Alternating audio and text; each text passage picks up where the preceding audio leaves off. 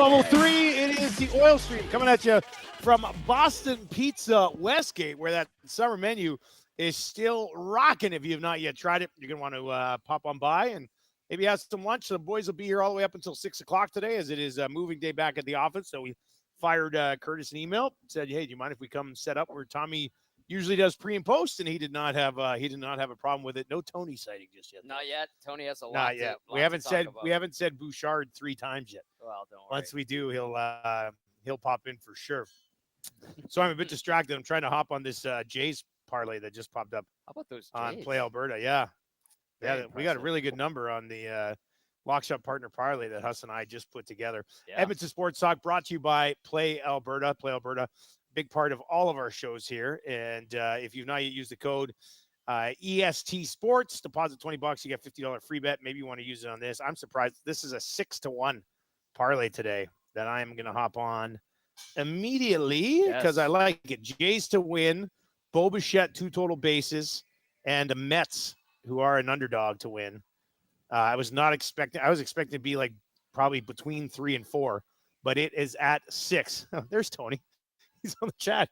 He says, "Oh, I'm here." Oh, Tony. Is he like Tony? You're on the chat, or you're like here lurking around in the back? He's that's in the back. I haven't seen him. Shar and Kurt. That's really creepy, Tony. Oh, you know what's great about this? Hello, Tony. Good to hear from you. Yeah, good to hear you. This is we haven't been here in a month and a half because I can't believe last month was. You having PTSD? Final. No, it's very much like at home. I'm very, very comfortable here, so it's nice to be back. Like because I got back last night, right, and then when I got into the old studios, I was wondering, I'm like, where are we doing the shows from? And then when you said on location, Boston Pizza Westgate, I was like, of course, great, that's the perfect spot. Somebody said you're quiet. I just cranked mine up. I did. I did it on here. I was just playing with it, and my levels should be better. Check 1, 2. I mean, it looks fine. I don't know why. We can work on. We can fix it. Let me know. I think it'll probably be. Let me know. I think it'll probably be okay. It should be. All right. So this is Tom Gazzola, the Happy Gilmore lover. Yeah, I you liked it, eh? I liked it, and on a scale of 1 to 10, how much did you like it? 7.5. Like I like the way it bookends the Happy Gilmore saga. Like there should never ever be another Happy Gilmore movie. I'm not sure there should have been another Happy Gilmore movie. It could have been left alone. I'll agree with you on that, Dusty. Yeah, like you could have just left it, and like you're not doing another Billy Madison unless you're an idiot. Like you just leave it. Obviously, you can't do Tommy Boy. Like there's those movies where like those old SNL guys where it should have just been a one and done, and you leave it. But the fact that they did this Happy Gilmore and how they did it, I was satisfied with. I heard Trev say that, he had expectation, and then you brought up, sorry, spoiler alert, you brought up how they took the story and got us caught up with everything, and you didn't really like that. But yeah, I was just like, really, still a part of the movie. I know, but it was. I understand why they did it, and I think it maintain the essence of what the first one was, and that was a story about him trying to save his grandma, right? Like, and he's saving his family. He's trying to send his daughter to school. Yeah, exactly. And I like what they did. They give you the backstory of how much success he had, and they fill you in. I love what Shooter McGavin's backstory is now. I thought that was. I didn't mind the shooter part of it. He was great. Yeah. I thought he was fantastic, and I love how they had all the old callbacks. I know that there was a lot of references to the first movie, but I think for those that maybe forgot because it was 30 years ago, or maybe are younger and aren't as familiar with Happy Gilmore, I think it helped in that regard. But honestly, I didn't have an expectation, Dusty. I went in very open-minded, and I laughed at a lot of it, and I appreciated some of the callbacks, and it would have been nice if they didn't do what they did with Virginia Bennett. But even though they decided to make that bold move, I think they utilized her very well and sprinkled her in throughout. Because I'm a big Julie Bowen fan. What did you think? Yeah, me too. I fell in love with her during Modern Family. Yeah. Gosh, she's so good at Modern Family. Well, I had a crush on her when she was in Happy Gilmore. Yeah, of course. Yeah. But I didn't put it. It took me a little bit of time to figure out that she was Virginia Bennett. When she started doing Modern Family, I'm like, where do I know that lady from? And she was in Happy Gilmore. And so anyway, I thought his boys are hilarious. I was going to ask you, what'd you think of his kids? Absolutely top notch. I think the way that they utilize them at the end too, when they're sending them off, and I'm like, oh, wait a second, what? They start singing, and you're like, these guys are crazy. It was funny how they pretended everything was their wiener, just like their dad. Yeah. And they all, they're getting on the plane, and they had the French bread in the back. Yes. It was, I don't know. I did laugh. I mean, there's a few things where I laughed. I think you got too carried away with the extreme golf at the end. But, yes. I didn't like that, like the snow golf and all that shit. Like, I don't know. Yeah, you're right, and it was kind of corny, but and like especially the last green when it's moving and stuff. Yeah, and elevate. But if you think about it, they're mocking Live and TGL, and it's very timely, and I think I said it on the Hangout, but there was a text that came in on your show in the morning that said that Happy Gilmore, the original, was a golf movie that they sprinkled in some like craziness, whereas this one's a crazy movie with sprinkled in golf. I think that the original was a crazy movie to begin with. I don't think it was a golf movie because there's a hockey tie-in, and it started with him playing hockey, and then it's like the I was saying this too, like the Waste Management tournament, the Phoenix Open. Yeah.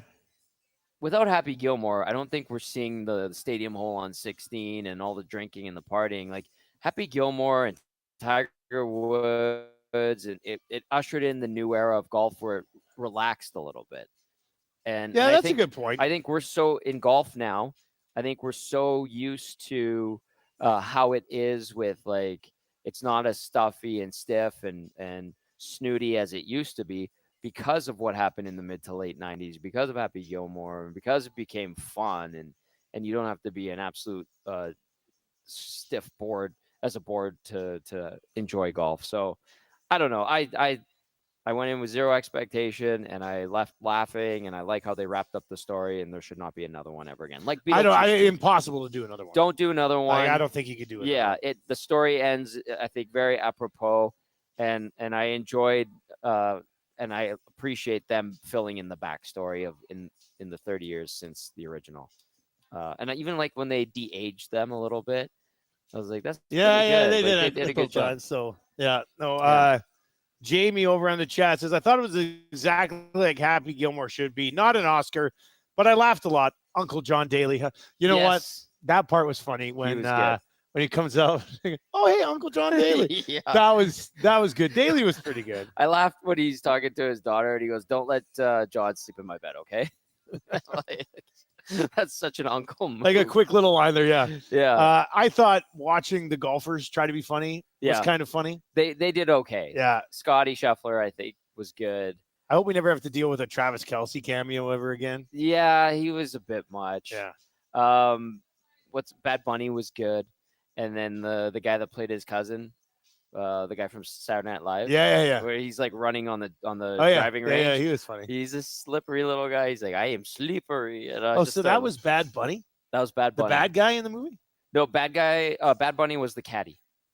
Oh, the caddy. Yeah. He was good. Yeah, I like the caddy. I thought he was really good. Who was the villain?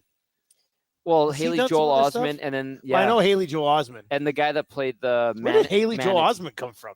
I don't know. Done some stuff back in the day with Sandler. He's just a pudgy little dude. That's funny. I think this movie, I saw some interviews, like you know when he goes golfing on the public course and he's playing with the three golfers and they're like all the cheesy one-liners and stuff like that. That like we as hackers out there we like to say.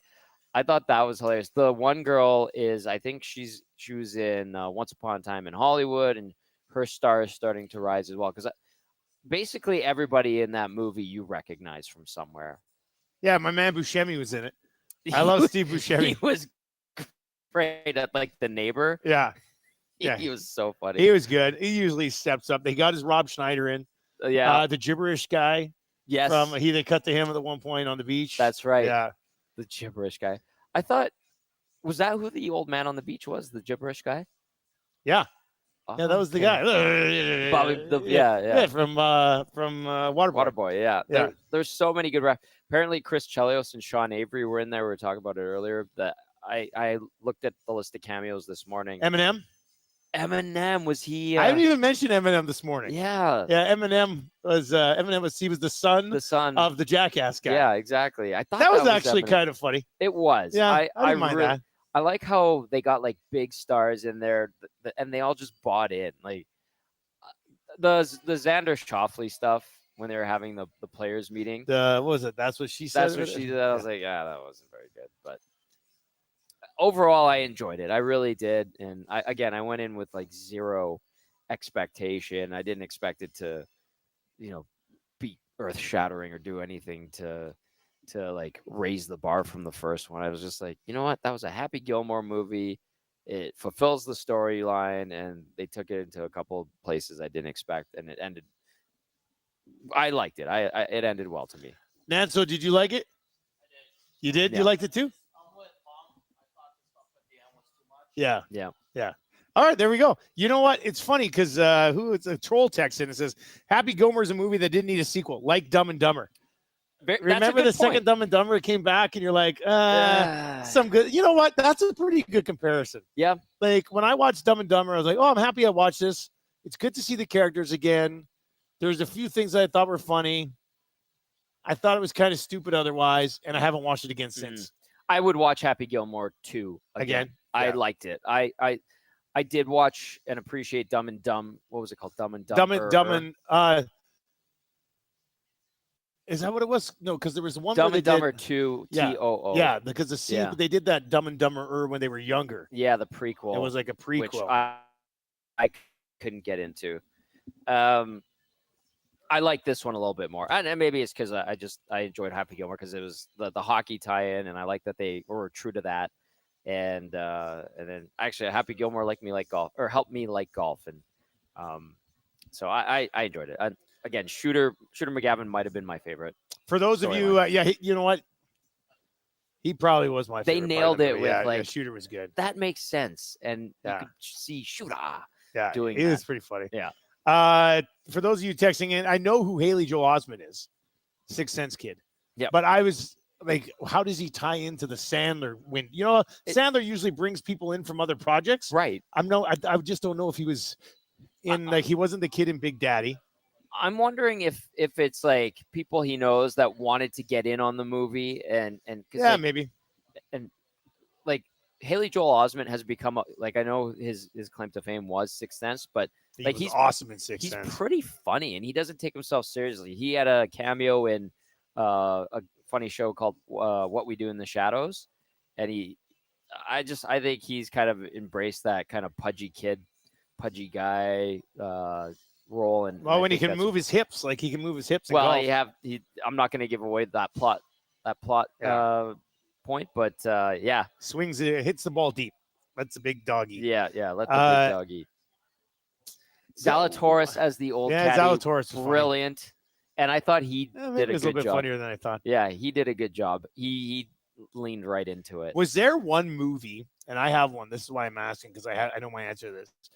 Was there one movie that you found funnier the more and more you watched it?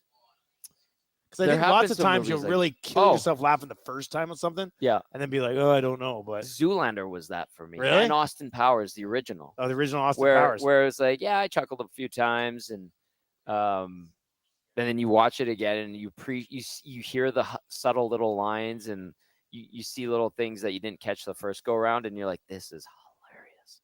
So Zoolander and original Austin Powers were those types of movies for me. Mine was Napoleon Dynamite. First time I watched Napoleon Dynamite, I was like, I don't know. I went with my buddy Fergus. I remember we went to the movie mill in Lethbridge. It was like $2 movies. He goes, you got to come see Napoleon Dynamite. I was like, I've never even heard of this. Like, what are we doing? So I went and watched it, and there's a few good laughs. And he's like, what do you think? I said, But then we started watching it in the house. We were roommates. We started watching around the house all the time. I was like, actually, this movie is pretty funny. That one's subtle genius as well. Like, what's his girlfriend's name there? She gets Uncle Rico to pose, and he starts giggling. Oh, what is her Veronica? name? No. Whose girlfriend? Napoleon's? Yeah. Oh yeah, I was thinking. I thought you were talking about Kip. Oh, LaFonda. LaFonda. Yeah, I thought you Yeah. were talking about LaFonda. I can't remember the other girl's name. Yeah. Let's see here. Max Bazuzu says game night gets funnier and funnier. I've never seen Game Night. I haven't I'm not seen sure that one about either. Game Night. Vincenzo, Step Brothers. Mike says Silicon Valley. Step Brothers is a great movie. Austin Powers, Caddyshack, Great Outdoors. Funnier the more that you watch it. Spency 5 cents. He says Borat. I've only watched Borat once. I can't remember. Borat's Can't remember too much about it. I appreciate Sacha Baron Cohen's humor. I think he's brilliant. Genuinely a funny dude. Yeah, and he's brilliant too. Like he's a smart man. Ballsy to do the stuff that he's done. Yeah, a little bit. All right, so while you were gone, we decided on the Nielsen show that we were going to put together a bracket. I saw this. A whipping boy bracket to determine the most criticized Oiler in franchise history. There will be 4 defensemen. There will be 4 forwards. Yep. There will be 4 goalies. And there will be 4 managers / coaches. This is going to be And the defense category is so deep that we decided we had to have a play-in bracket earlier this morning. And it will be Pody, Nurse, and Justin Schultz, who are already in the bracket. And then one of Evan Bouchard, Jeff Petrie, Tom Gilbert, Paul Coffey will get that 4th spot. The YouTube vote today went to Bouch. The Twitter vote I voted for Bouchard. Yeah, I voted for Bouchard on here, I think, as well. Because Jeff I'm was surprised Petrie is like so much higher than the other 2 guys. Jeff was kind of stuck in that same time and grouping as Dubnyk. Yeah. And I believe Dubnyk will be in the goalie category. Oh, yeah. Jeff was also paired up with Laddie Schmid a lot, as I recall. And Laddie, before the end here, was not in Mac T's good graces. And Mac T was the GM that punted him after he had just signed a contract extension. So I don't know. Like Jeff, I think a little bit of unfair, and it was a brief time that he was under the microscope. Plus, he was super young at that point too, right? Like I think. How old was he when he got shipped out? 24. They moved on him when he was 24. Very quickly. I think he was just getting to like the 200 game. So it looks like it's going to be Bouchard. Yeah. That slides in. And part of me too wonders this, and you could think back to that because Dusty, you were covering the team back then too. Is the noise louder because of all the platforms that are available to cause uproar? Yeah, I mean, Twitter did exist. Yes. I remember Twitter, when Twitter was launched, I was working in Fort McMurray, and we were doing the morning show on the rock station up there, and we were like too cool for school. And our program director at the time called us into his office, and he goes, I'm going to need you to get on Twitter. And myself and my co-host were like, no, never. Not even if there's a fire. We'll never be on Twitter. And then I moved here, and when I started at 1260, it was like, okay, got to be on Twitter. Got to be on Twitter. This is where sports is happening. Yeah. So, I mean, it was around back then. I don't think the world was as angry a place back then.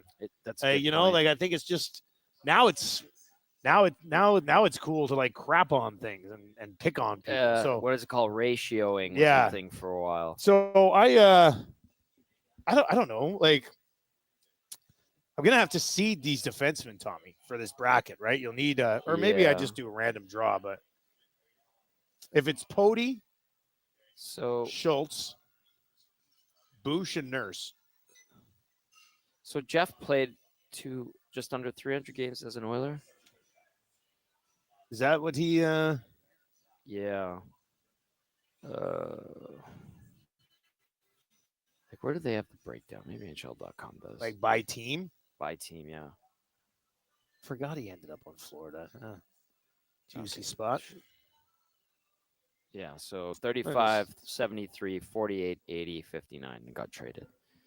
So, yeah, that's got to be right around 300, right? 246 plus.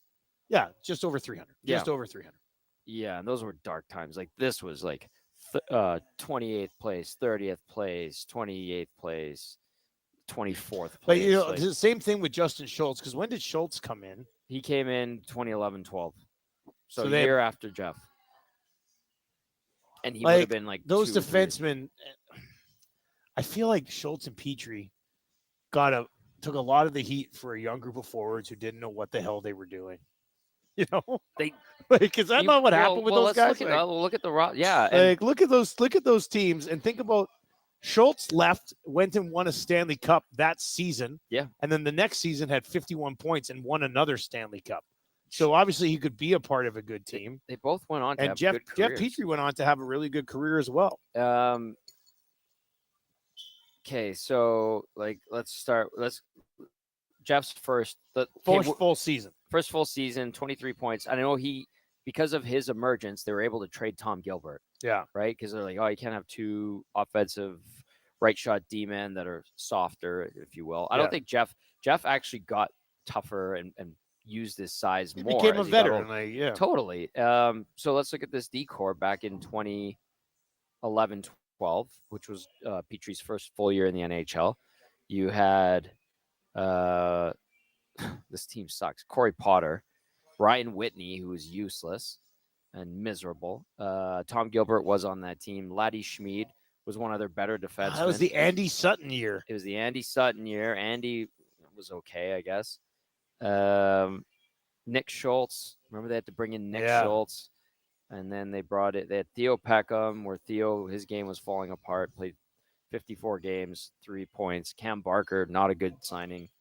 And Alex Plant, they even had to call up. Those were his. And Colton Tuber played 24 games. Jeez. Yeah, this team was bad, man. Brian Rodney got called. I remember Brian Rodney in Oklahoma City, and Taylor Chorney played 3 games as well. So Brian Rodney was like a good AHL defenseman, American guy, good voice, and he was just there because he was good at hockey, but he didn't really care to be good at hockey. That's how I perceived him. And he got called up. He's like, oh, great. Tough year for Hork, who might win this entire thing. Yeah. But he's the one that signed the biggest deal in franchise history. Yeah. Under at the time with Cates taking over as the new owner. It's like, well, he kind of got rewarded for that Stanley Cup run the most. Hemmer was, he was hurt. He had a terrible year. He had a terrible year, though. Smitty 36 had an points. Okay year. Yeah, Eberle had a great season, almost a point a game. He's the only one, though. Yeah. This team was bad. Like Corey Potter should not. He was -16 and 24 points. He should not have. He was a tweener defenseman, but Tom Rennie loved him. But on that team, this would have been like my second year here. Yeah, Belanger got ripped a lot. Well, he was terrible. He couldn't get it. And then Hork obviously got ripped a ton. Yeah. And I guess Jeff Petrie and maybe a little bit. When did the tide turn on Dubnyk? How long ago? How good of run did Dubnyk have before? It was when Dallas came in. When Akins took over 2013-14, that's when stuff hit the fan for Devin. He had because remember he was kind of starting to settle in, but the team was so bad. Doobie. Look at these save percentages though. 916, 914, 921. Yeah. I think somebody texted this in this morning. I think he set the franchise record for in-season save percentage. The fact that those 3 years there in that 2011-12 season, the fact that he went 20-20-3 with the 914 and 267 on such a crappy team with awful defense, I think that's where you still had the glimmer of hope. Yeah. And then lockout year, I think, lockout year, when you're only playing 48 games, that's kind of, you're still 14-16-6 with a 921. There were good moments. I remember they had 10 games left and they beat Calgary really bad. We were in Calgary that night. They smoked them 8-1. They crawled into 8th place or into a playoff spot.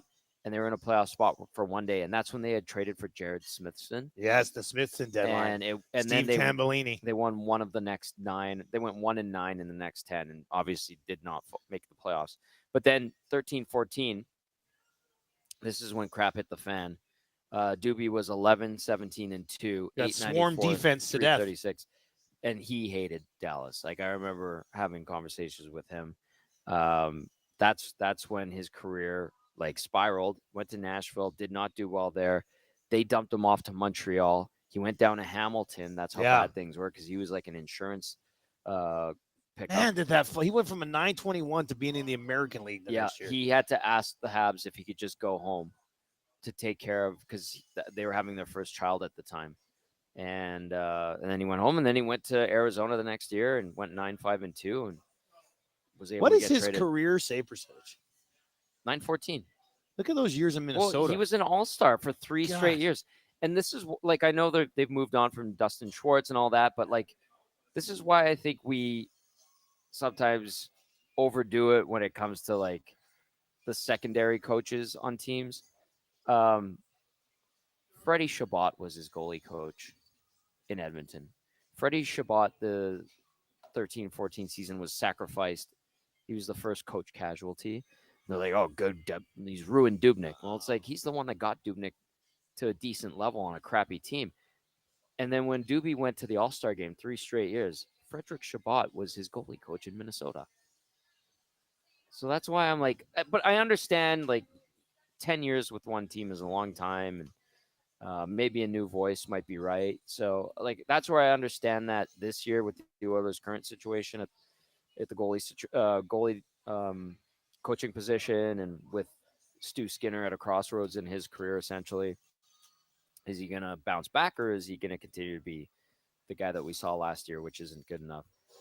But I remember talking to Doobie at the All-Star game and being like, hey man, like, did you think you'd be an All-Star for a couple of years in a row? He goes, Tom, you're the first guy to actually ask me about actually getting here. And he's like, I was in a bad place when I went to the Preds and my time at the end of my run as an Oiler. And yeah, Sean Burke did help him out. So did Mike Smith. This is insane. So from 2010, from the 2010-11 season, which was kind of his first sort of year here. Yeah. He's the backup. He had a 916 save percentage. All the way up until 2019. He had a save percentage of 913 or better every single season, with the exception of the Dallas Aikens season. Yep. Think about that. Like, he was a 914 or better with the Oilers. Dallas Aikens comes in, sewers him. Yep. He leaves, and he goes 916, 936, 918, 923, 918, 913.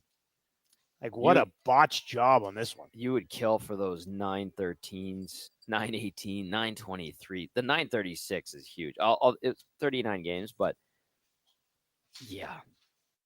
And then he the last couple of years in the league, I mean, he was on the decline. 890. And then he goes to San Jose. San Jose is a mess and has been for a long time. 898 there, and then the Avs. Oh, I forgot he played for the Avs for a year or for a bit. 886 in 5 games with the Avs, and then he played in Charlotte, and that's when he called it a career in 21-22. Man, how do you? And I know, so they got Matt Hendricks for him, and I know Matty Hendricks became like a fan favorite. I love Matt Hendricks. That was important to the room and stuff. Yes, but how do you trade a goaltender who would have been 26 at the time, who had 3 straight 914s or better on awful teams, on horrible teams? How do you trade them for a fourth liner? Like, that's, God, that was bad. Yeah, it was a bad time for the team. But and that, I mean, I'm not saying Stu Skinner is going to bounce back with 3 straight All-Star seasons, Dusty, but that's why I'm hesitant to give up on a guy like Stuart Skinner, who's been in the league for 3 full years and has gone to the Cup final twice, been an All-Star, been a Calder finalist. Like, I think Stu Skinner, as we've seen with these numbers from Devin Dubnyk, could still bounce back and become a very good goalie for a long time.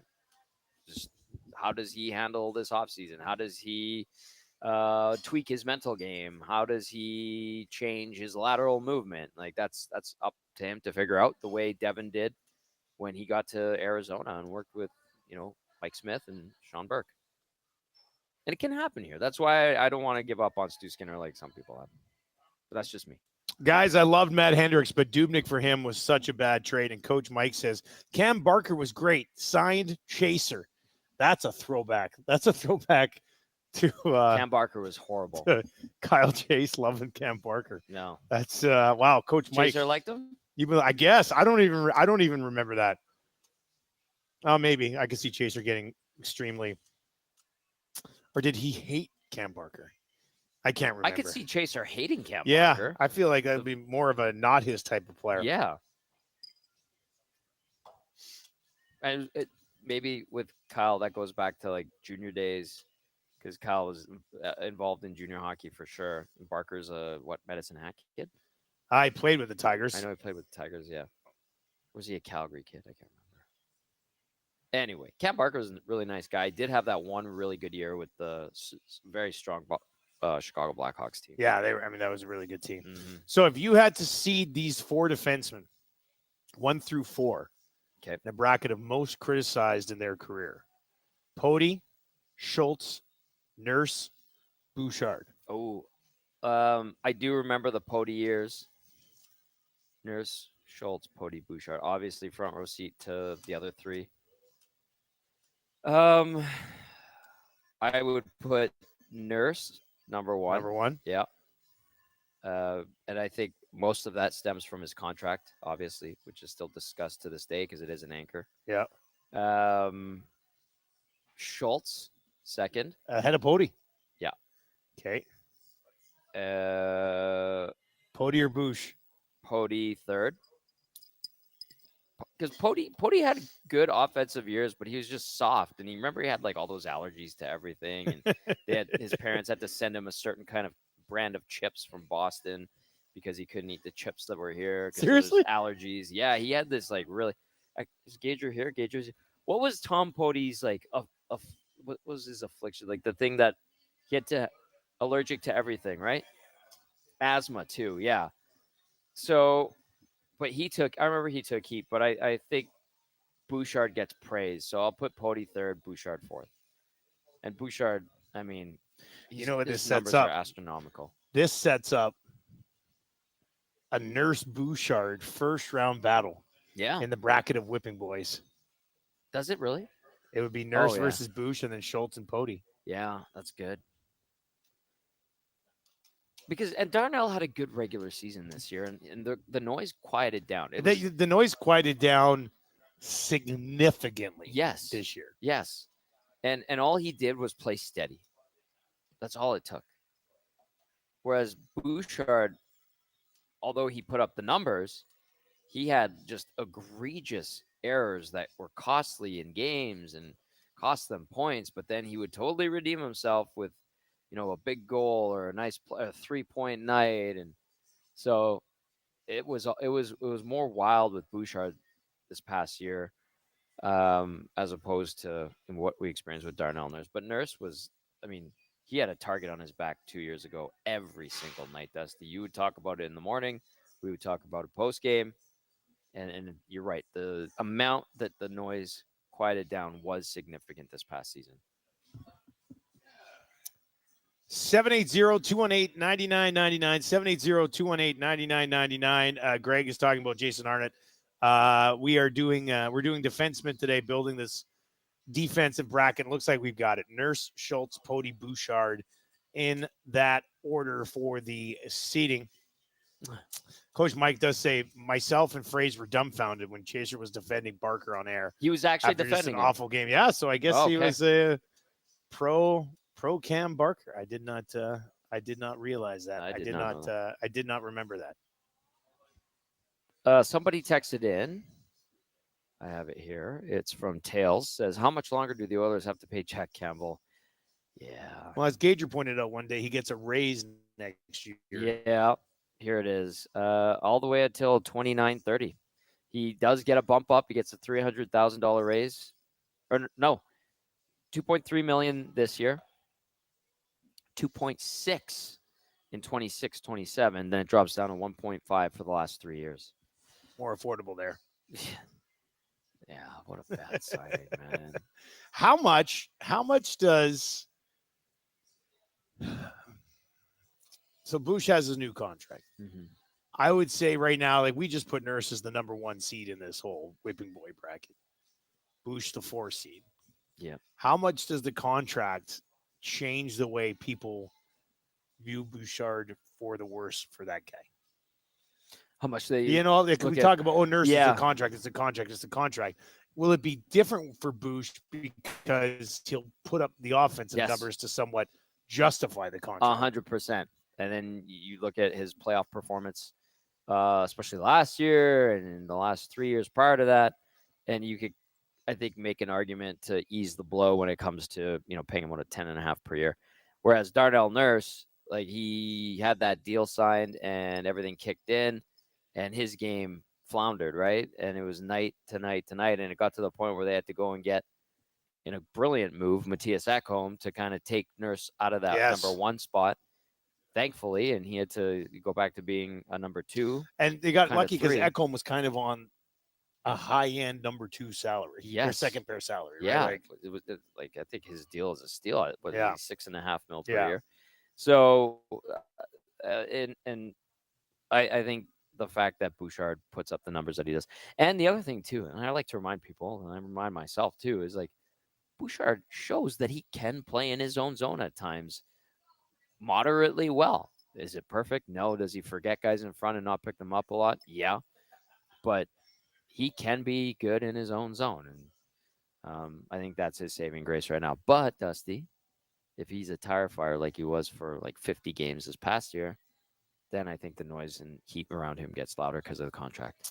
C-Run asking over on YouTube, or pointing out, I should say, on YouTube. If you're watching YouTube today, hammer the thumbs up for us as well, giving that juicy Oilers discussion here in the middle of the summer on the Oil Stream, brought to you by our partners over at Boston Pizza. Also, portions of the Oil Stream brought to you by Popeyes, where Popeyes has, you see these new things Popeyes has? No. Let me bring these up for you. I'm gonna have to try. These. I'll read this in the meantime. Okay. A couple of texts have come in. Tube Sucks. What up, Steven? Says, ChatGPT is saying that Tom Poti is the most maligned player in Oilers history. Interesting. It adds honorable mentions: Mike Comrie, Ethan Bear, Nail Yakupov, and Puljujärvi. Ethan Bear getting in there. We'll talk about the forwards in a second, but look at these, the new delicious chicken dippers at Popeyes. Whoa. Look at those. Those look like chicken fries. Yeah, but like more like chicken. It's like if a chicken tender had cutting sex with a regular chicken fry. Yeah. And they had ugly little babies, but ended up being delicious. You can tell those crunch right there. Those are super breaded. Yeah. And it looks like a Chipotle dip of some sort. Yeah, it looks, I don't know what that dip. I mean, you have serious different dip, but they got the chicken wraps and then the chicken dippers, which are now, try it with our amazing Popeye signature sauce. Chicken wrap. I would do both. I would do a dipper and a wrap as an order, and I think that would be satisfying for a good few hours. C-Run says in the chat, the Oilers are winning, and people are still complaining about Nurse and Bouchard. Of course they The others were losing / rebuilding years. Yeah, right? So I'm trying to figure out what were you easier rip on a guy when the team sucked, or because people don't seem to have a problem ripping on Nurse and Bouch, even though the Oilers are really good. That's a good point. Poti years, they were actually a decent team. Like, they would always be in the, I think the highest they finished was 6th. Gager was on that team that year too. Yeah, because Poti was late 90s to early 2000s. And they missed the playoffs a couple of those years, but it was in that stretch of the 5 in a row versus Dallas. So I think Poti came in like 98, 99 or 99, 2000. And Edmonton was still like finishing 7th, 8th, 1 year 6th in that time. So they weren't bad years. They were never a contender. They were just kind of a decent team in that time. Rebuilding was never a term back then. That was kind of a early, or the aughts. The rebuilding thing kind of comes with cap. Yeah, that's right. I think that I've always kind of linked those two together. All right, so the defensive bracket is locked in. As far as forwards go, it's an interesting conversation because Horkoff's on the list for sure. Jason Arnott is on the list. Everybody says Jason Arnott. Yeah. Who would be your other two front runners for forwards that go on this list? Like, I don't think – is there anybody else in that Arnott era that – I mean, he seemed to take up the brunt of it. Well, yeah. And if you think about it, Arnott didn't really stay here for that long. 93 to 98, 4 years. And he came in right after his draft year. So they moved on from Arnott when he was like 22. Yeah. No, he would have been 20. They traded him for Bill Guerin. That worked out. That was a good trade. Yeah, that trade worked out, eh? Yeah. But still. So 4 or 5 years for Arnott. So 7th overall pick in 93, comes in 68. Well, that's what happened, right? He had a 68 monster points as a first rookie, year. 33 goals, 104 PIMs, and everybody's like, oh, this is it. He's a it. power Because forward. he was supposed to be like Eric Lindros, right? Yeah. And then he goes 37 and 42, shortened year, 59 and 64, 57 and 67. He's pretty productive. And I think he basically just became, a 55 to 65 point guy, 270 point seasons. Yeah. And he became a leader. What was he? He was a captain somewhere for a little bit, I think Nashville. Yeah, took him time. Eric Belanger took a lot of heat, but his stature and status with the team was nowhere near like an Arnott, so it didn't really generate much controversy. Who else would Mike from outside Edmonton has Comrie on the list. What about Taylor Hall? Everybody liked Comrie until the falling out with Kevin Lowe, and he sat out, and they had the dispute. But until that happened, he was a fan favorite, and that was at a time where I think people sided with management instead of the player, and it was a dispute over money as well, from what I understand.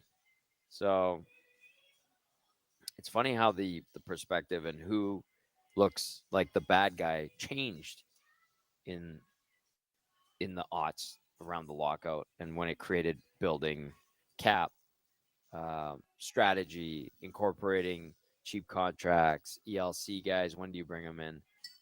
It wasn't like that back then. So Comrie could have been pegged as being greedy, and I think he was when he had that dispute with Kevin Lowe. And people took the Oilers and Kevin Lowe's side. Kevin Lowe probably finds his way into this bracket too. Kevin Lowe would be number one. Yeah, I would think. And I love Kevin, but it did not end well. And he got torched by fans here for a long time. Yeah. Northside Sandwich is saying, what about Dustin Penner? Yep. That's a good one. I don't think he's an automatic though. Arnott and Horkoff are in. I would put Penner ahead of Comrie. I think that's a great reminder. Where do Yakupov and Puljujärvi fit in this thing? Ooh. Different status because they're both basically busts. Yeah. Right. Nail got screwed. There's another guy that Dallas Aikens kind of ruined. But Nail didn't do himself any favors early on either. Yesse. It's interesting because when it comes to those two players, they had a lot of people in their corner. Like a lot of people fighting for them too. And then they had others that were like, well, I'll tell you what, like Puljujärvi was not one of the more popular guys on the team. Yeah. I'll put it to you that way. There was friction, there was entitlement, and I like him, but he wasn't one of the favorite guys of the team in the room. Let's just put it I think that same with Yak, by the way. It's tough for those guys to be on this list. They're so because young. they're I mean, they were young guys who did have a lot of support in the fan base too. Yeah. Like it wasn't like 100 or 90% of people were like, no, there's no way. Yeah. I do remember with Puljujärvi as well. He did get sent down eventually. It was the year that McClellan got let go. And they brought in Hitchcock. Yeah. And he was going to fix him. Hitch was going to fix him and said, get him up here. We'll take care of it. And didn't do him any favors. He needed time to develop and grow and maybe get a slice of humble pie. And it didn't work out. Yeah, that's a tough one. And you know who I saw the other day? Kailer Yamamoto. Oh, really? Yeah. Here? Nope. Down in Coeur d'Alene. Oh. Yeah. He got married over the weekend. Is he still little? He's a little guy.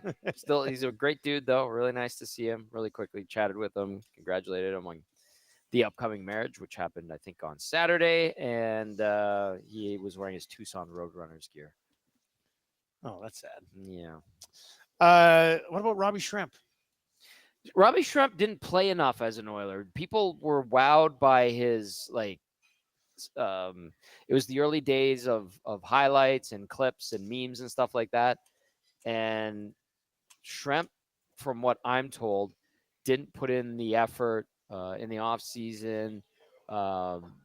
He wasn't dialed in mentally to the point that you need to in the NHL. I know when he got to the Islanders and played a bit there, obviously he kind of found his footing a bit, but it took some tough years and some tough love to get to that point. But yeah, I don't think Robbie Shrimp was an Oiler and in the organization long enough to actually be on this list, to be honest with you. He was such an ineffective player in the organization, in my opinion. One of the names that came up quite a bit last week when I originally asked this question, Tommy, was Ales Hemsky. I'm surprised by that. Yeah, like I was very surprised because there was, a lot of people. If you go back and look at that original tweet, Hemsky's name came up a lot, and it was a lot to do with the media criticizing him for leaving practice early and not staying out late. Do you know who leaves practice early and doesn't stay out late now? Careful what you say. The big dogs do. Really? Leon will stay out there longer, but now we put an emphasis on go in, put in the work for a little bit, go get your rest. Back then, it wasn't the same. And yes, Hemmer would leave immediately after the last drill was done. But I don't think fans didn't like him because of that, did they? That's why I'm surprised to hear. I know. That's why he got his ass kicked by Robin Regeer all the time. He showed up. He got back up. He was tougher than he looked. I thought he was a really good player. He liked being here. I'm surprised he's on that list. I thought. I don't think he'll make the Final Four, but I thought it was interesting. Yeah. What about Luch? He started out great. He had a 50-point season, and then he had a good year and a half. And then after Christmas 2017, it fell off. The wheels fell right off. That was one, and that was one where people get the signing. They would get the years and term flipped, and would always bitch about him being a $7 million player. And it was like, no, it's actually flipped around. It's $6 million, 7 years. Yeah, like first year, 23 goals, 50 points. Next year fell off, just 10 goals. I think that's when people started to turn on. Then he only had 6 in 79. Yeah. I mean, there was a little bit of vitriol for the final year of Lucic. And people called it. They're like, this is not going to age well. They were right. Yeah, but they just thought it would age a little bit better. Well, right then. You only get a good year and a half.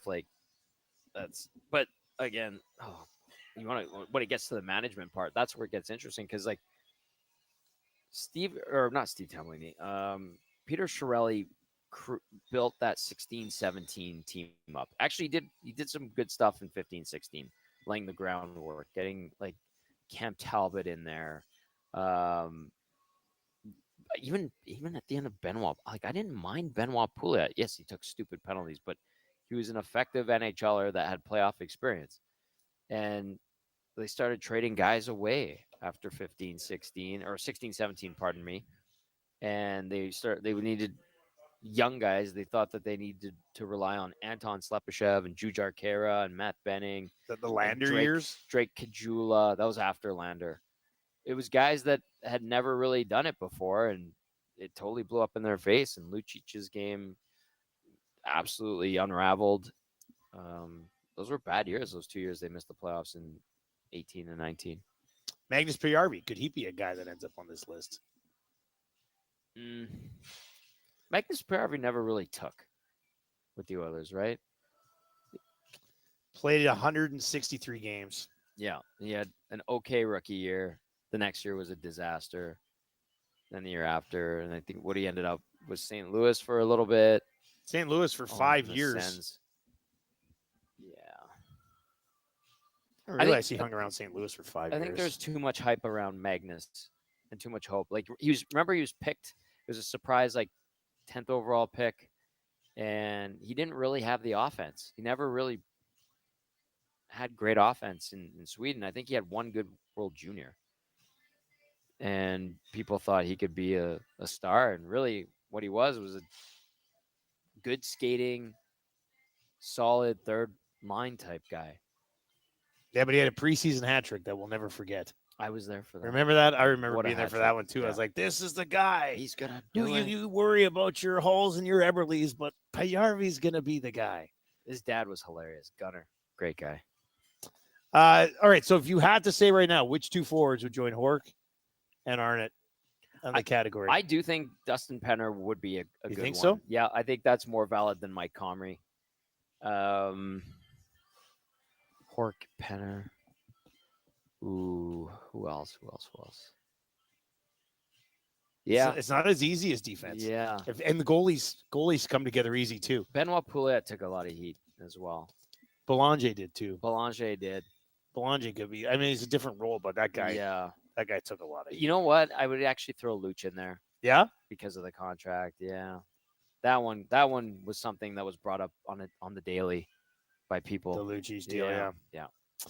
All right, EST Afternoons is going to be coming up. The boys are going to be here at Boston Pizza as the move continues back at the office.